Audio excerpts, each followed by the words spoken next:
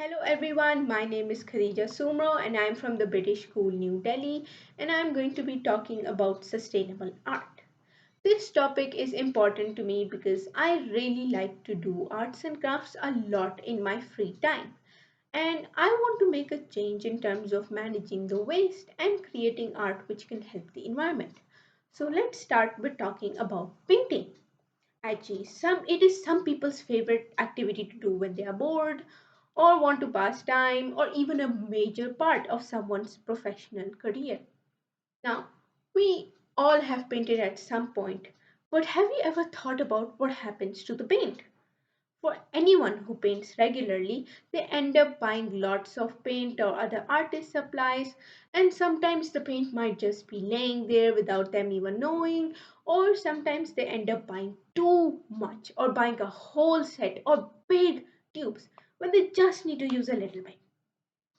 As someone who likes to paint a lot, from my experience, I can tell you paints do not come for cheap.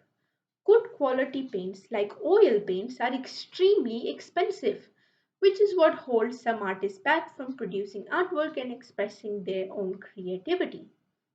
So, most of the plastics we know are rarely recycled or reused. Same is the case with art supplies.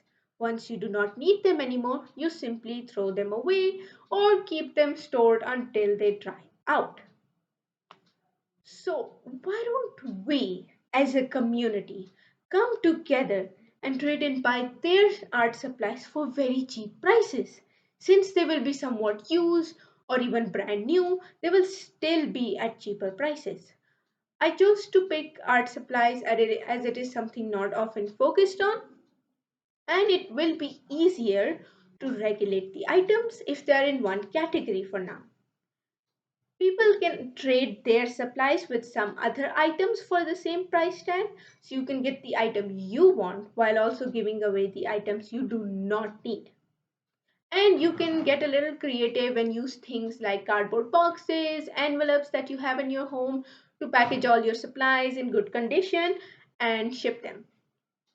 Or for another solution and a much more simpler one, how about you donate them to your local school or charity so your supplies will go to a good cause? Now, how about trying to make your own supplies from scratch? Look around and see which objects from nature or at home you can use to create your own. There are tons of tutorials and articles online which share recipes on how to craft your own supplies with items you most probably have at home. This will get you to learn and experiment with existing household or organic items and still help save the environment through reducing and reusing. Now, let's talk about the ways after the supplies are finished. If you really want to expand your horizon and flex those creative muscles, you can use all those waste materials to create masterpieces, more specifically, sculptures. Look around the house or even outside and observe all the items you can use. Something like maybe plastic spoons, wires, plastic cups, bottles, any additional stationery items. The list is just endless.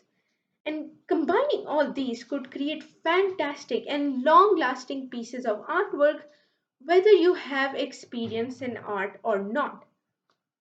Another option can be is that collaborating with friends actually can help you create sculpture at an even larger scale, which require a lot of reusing and recycling. So like these can be very impactful as they inspire others to reuse and have a different and creative perspective on plastics.